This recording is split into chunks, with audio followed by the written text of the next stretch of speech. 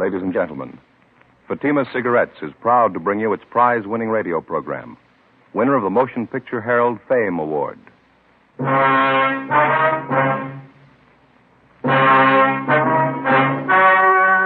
story you are about to hear is true. Only the names have been changed to protect the innocent. Fatima Cigarettes, best of all long cigarettes, brings you Dragnet.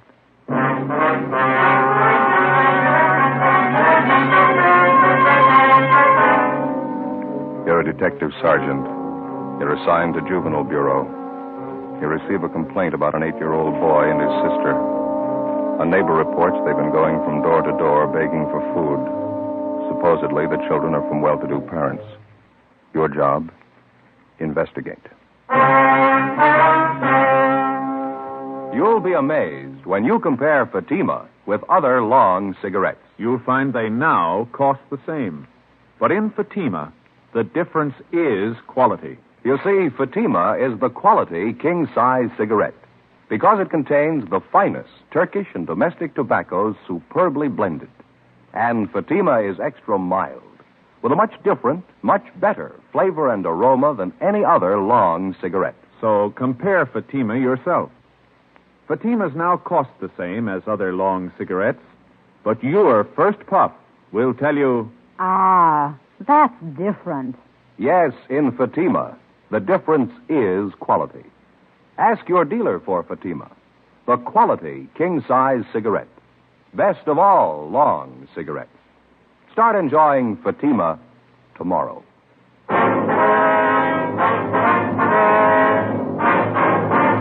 Dragnet, the documented drama of an actual crime. For the next 30 minutes, in cooperation with the Los Angeles Police Department, you will travel step by step on the side of the law through an actual case transcribed from official police files. From beginning to end, from crime to punishment, Dragnet is the story of your police force in action.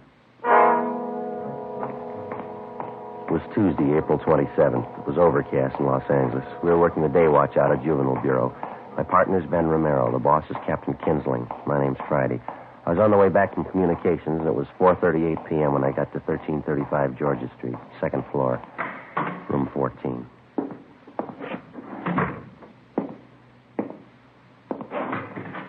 Hi, Joe. Been waiting long? I was just checking with records. No, I just got here. What's this thing all about? Well, just what I told you on the phone. 7-year-old boy and his sister covering the neighborhood begging food. You ready to go? Yeah, let me put this away first. All right. Kid's supposed to be from a wealthy family, huh? Well, wealthy enough to live in the best part of Bel Air, yeah. Doesn't make much sense. Must be some kind of a gag, huh? No, not according to the neighbor who called in. Yeah? She says the kids are half-starved.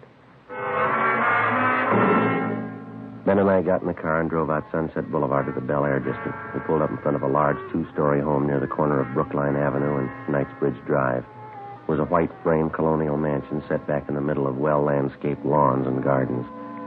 The other homes in the neighborhood were just as large, $50,000 and up. It was the last place in the city that you'd expect to find neighborhood children begging food. 5:20 p.m. We went around to the rear entrance of the colonial mansion as we'd been instructed on the phone. We located the woman who'd called in the complaint, a Miss Jeanette Bejan. She was employed as laundress and cook by the owners of the house. She was busy fixing dinner.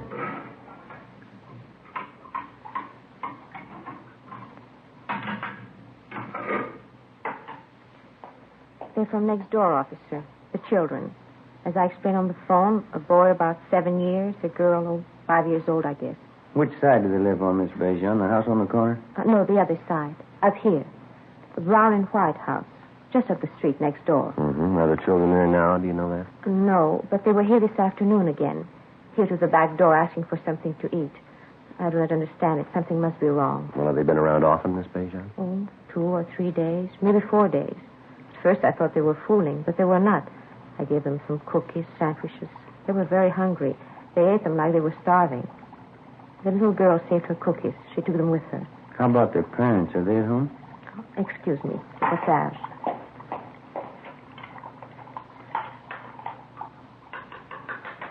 There. That's better. No, I haven't seen the mother the last few days. I understand they are divorced. The mother, she lives there with the children. The father, I don't know. Well, what's their name, do you know? Kessler. Madame, the woman I work for. She says there are 3 children in the Kessler family. But I don't know. I have only seen the 2, the boy and the girl. I would go over and see what is wrong, but I do not know the Kessler. It is not my place.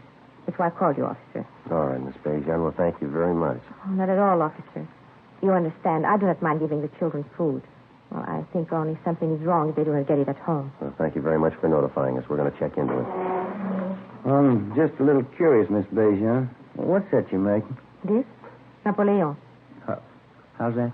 Napoleon. You know, Napoleon pastry. Oh, yeah. Sure smells good. Well, thanks again. Oh, certainly, officer. If there is anything I can do, you will let me know? Yes, ma'am, we will. Goodbye. Goodbye. Thank you very much.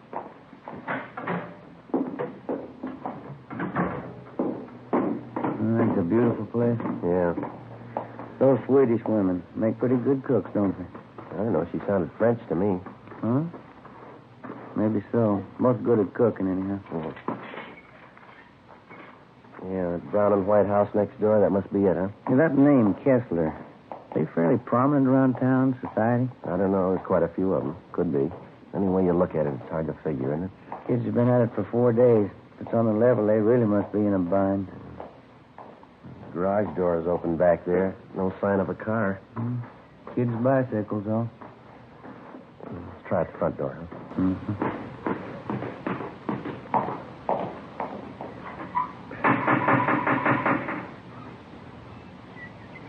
Guess you better try it again, huh? Yeah.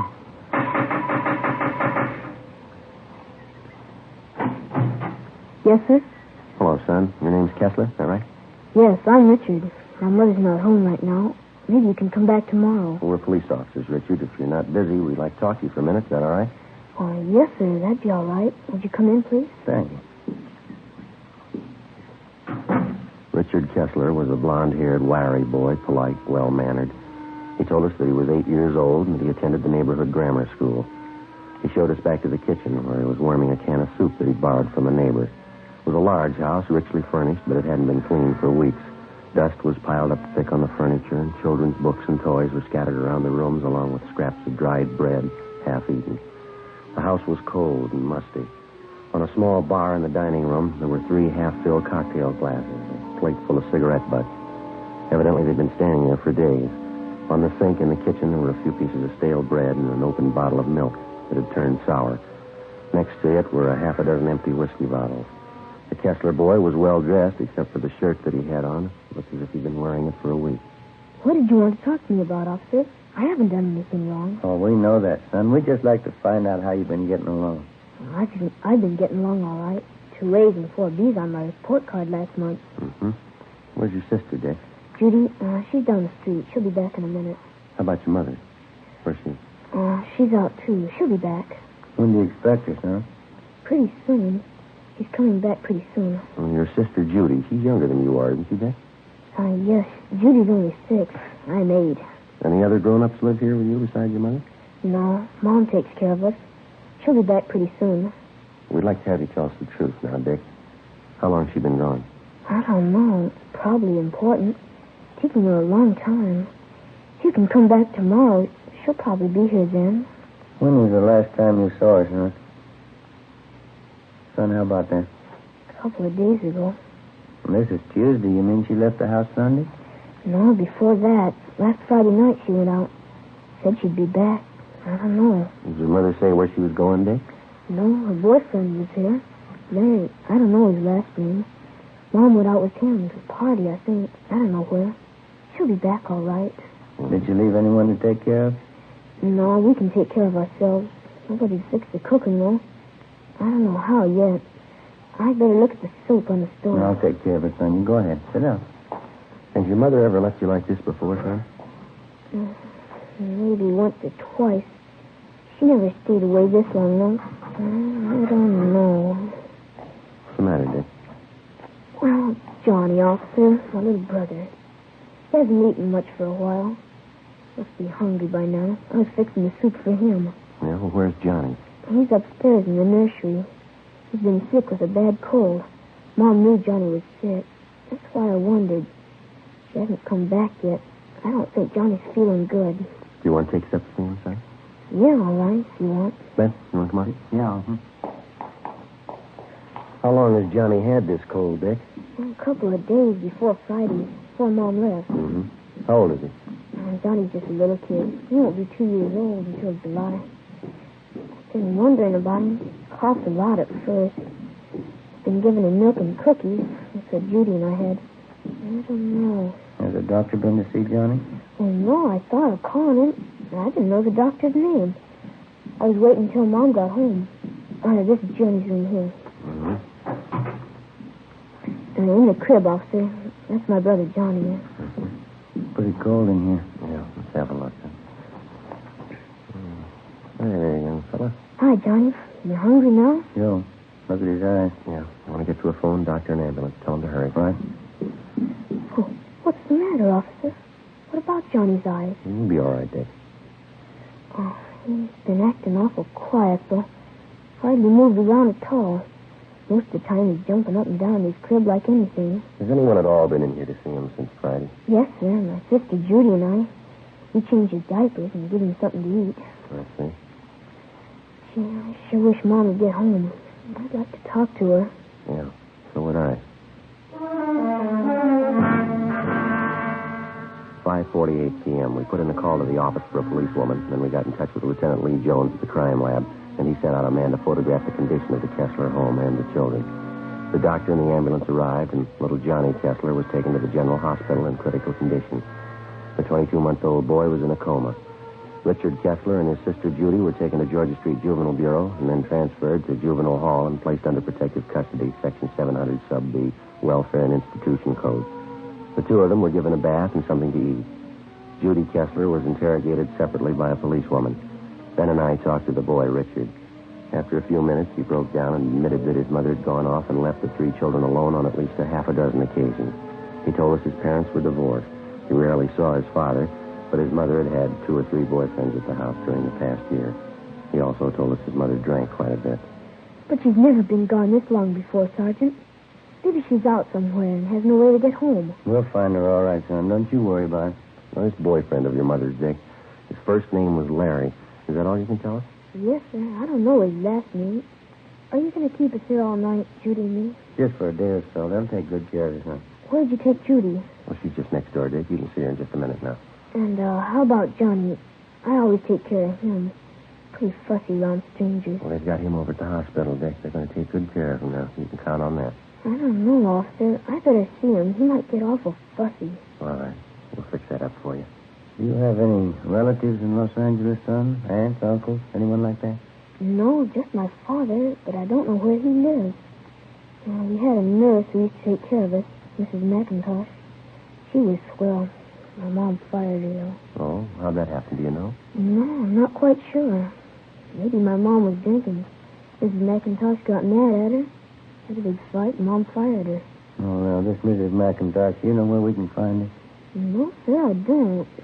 How about some of the other boyfriends that your mother had, Dick? Do you remember any of their names?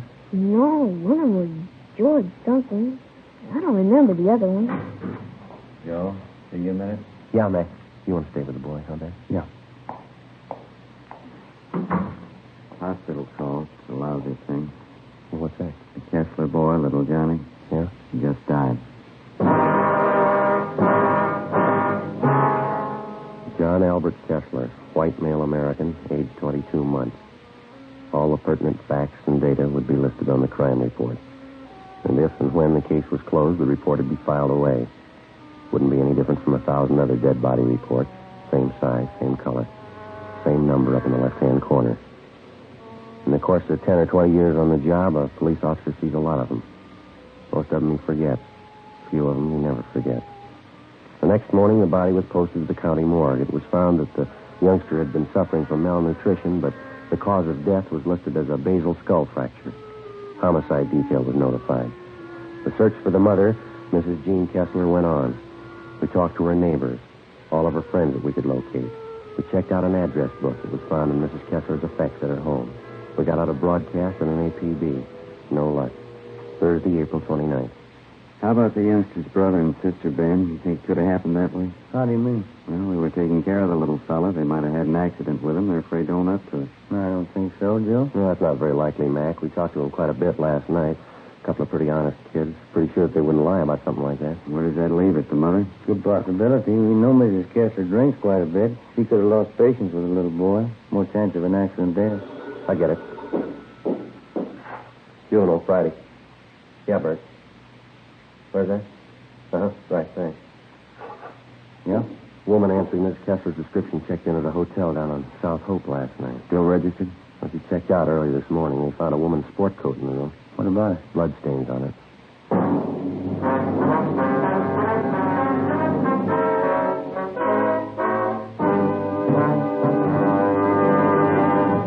You are listening to Dragnet for the step-by-step solution to tonight's authentic case history. Here's step-by-step are the actual reasons why Fatima is the quality king-size cigarette. Why in Fatima the difference is quality. Quality of tobaccos. The finest domestic and Turkish varieties. Extra mild and superbly blended to give you a much different, much better flavor and aroma. Quality of manufacture. Smooth, round, perfect cigarettes. Rolled in the finest paper money can buy. Manufactured in the newest and most modern of all cigarette factories. Quality even to the appearance of the bright, clean, golden yellow package. Carefully wrapped and sealed to bring you Fatima's rich, fresh, extra mild flavor. Compare Fatima yourself. Fatima's now cost the same as other long cigarettes, but your first puff will tell you... Ah, that's different. Yes, in Fatima, the difference is quality. Start enjoying Fatima quality yourself.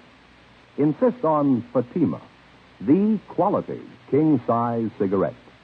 Best of all, long cigarettes.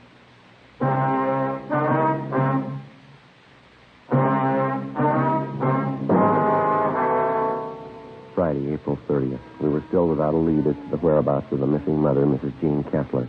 The blood-stained coat, which had been found in the South Hope Street Hotel, was shown to Mrs. Kessler's friends and to her children, Richard and Judy. They identified it as belonging to the missing woman. Routine investigation of the hotel room failed to uncover any further leads.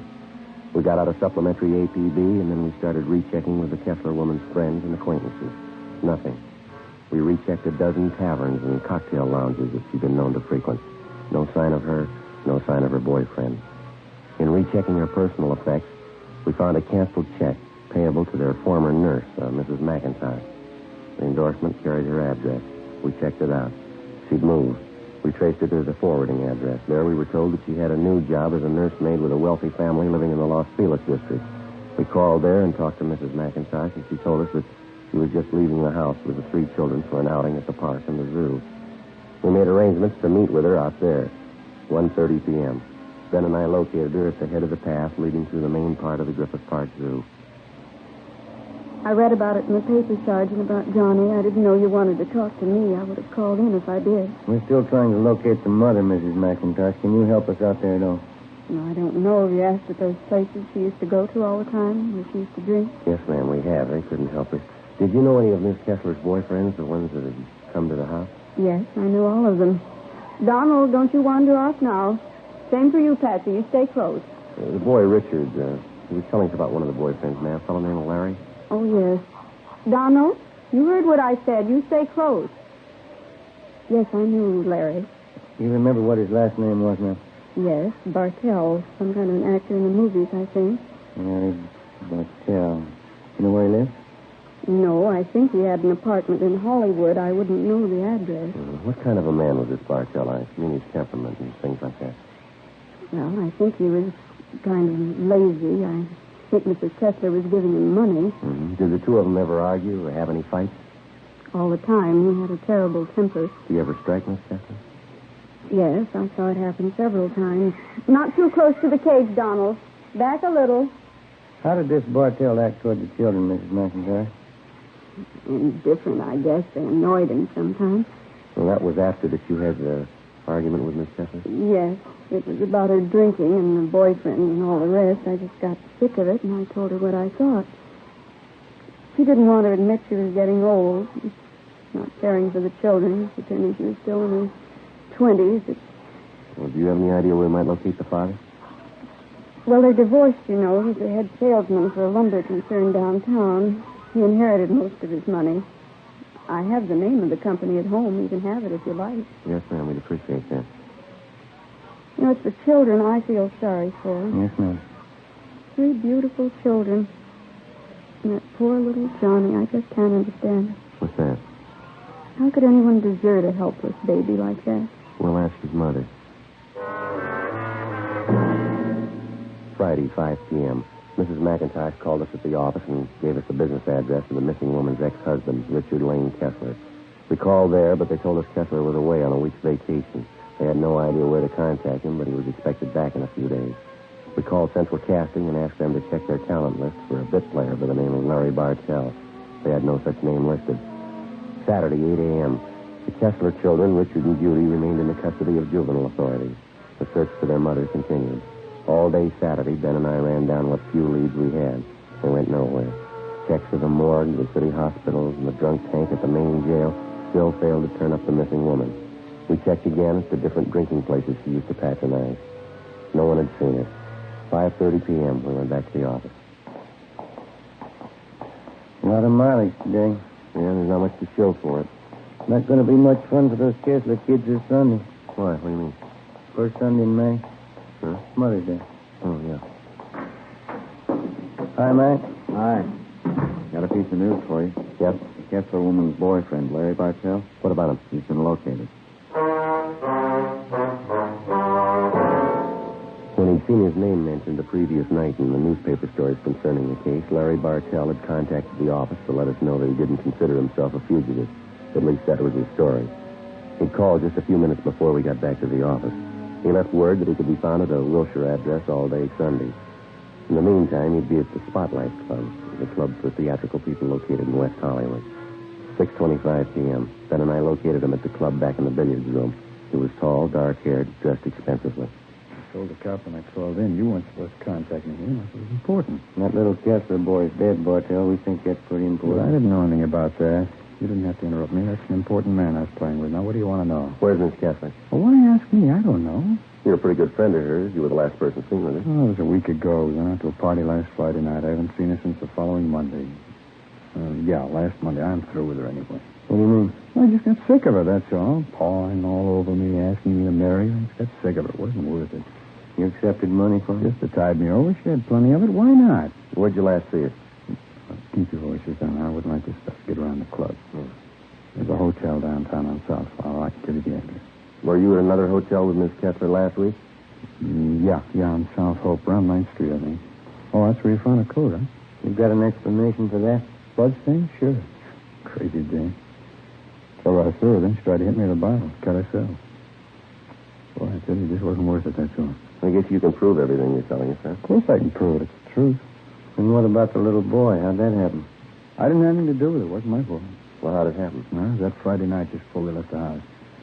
The old lady and I were downstairs having a few drinks. She put the little kid to bed, but he wouldn't stay there. He kept getting up out of bed and running downstairs crying. Yeah, go on. Well, she finally took the kid, gave him a good spanking, threw him back in bed. I think he hit his head in one of the posts of the crib. Why didn't you do something about it? Well, I told her, but she said it was nothing. Didn't matter. Got a coat smashed, that's all. Kids are all right when we left.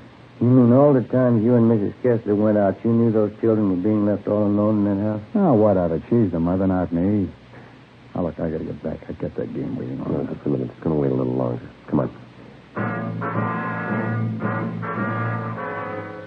Larry Bartell was taken downtown and held for questioning on suspicion of 702 WIC, contributing to negligence of minors. He gave us the address of the hotel where he'd last seen Mrs. Kessler. Ben and I checked it out. It was a typical cheap downtown hotel with a bar opening off the lobby. The desk clerk told us a woman answering Mrs. Kessler's description was registered in a room on the second floor. They had an old-fashioned player piano going full volume in the bar. The sound followed us up the stairs. Tenants here sure must like their music. Yeah. Back the stairs, isn't it? 216? Yeah.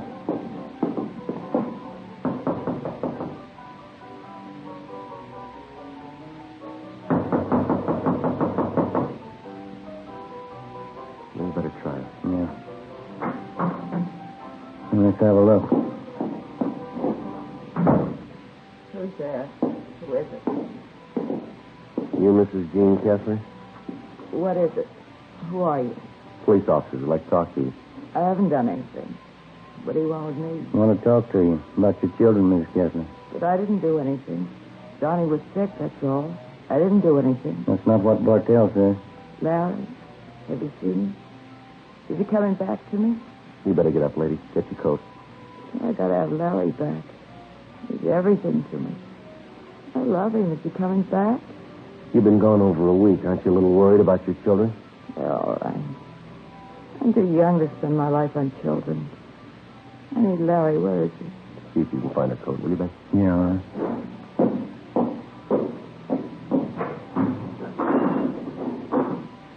I've been drinking off this. I felt terrible. Yeah. I need Larry so bad. He was young like me. Loving. I gave him all my love. Gave him every bit of it. Yeah, you gave him too much. What? You didn't have any left for your kids. The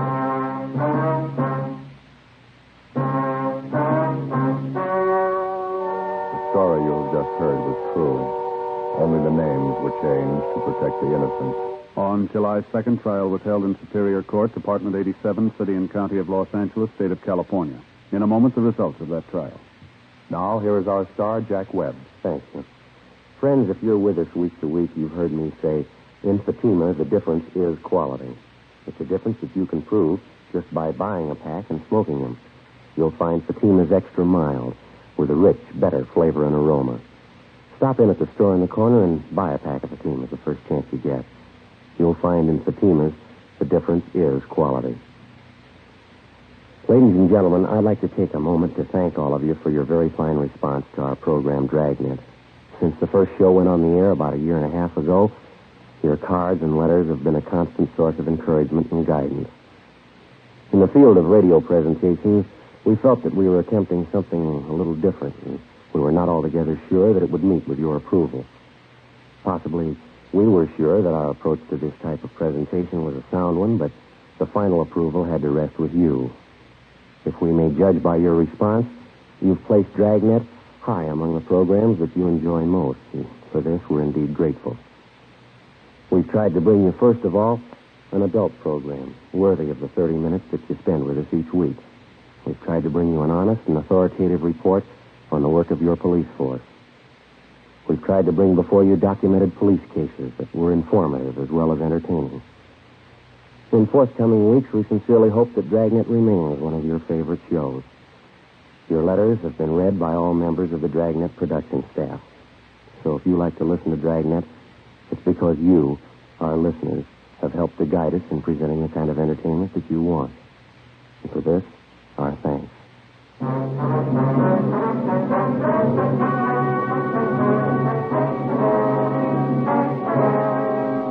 Mrs. Jean Kessler was filed on and found guilty in Superior Court, charge of manslaughter. She was sentenced to 1 year in the county jail and deprived of the custody of her children.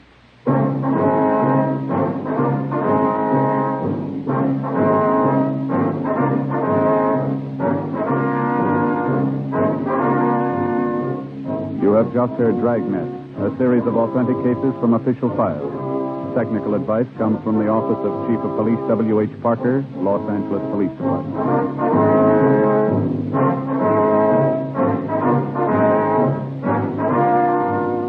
Fatima Cigarettes, best of all long cigarettes, has brought you Dragnet, portions transcribed from Los Angeles.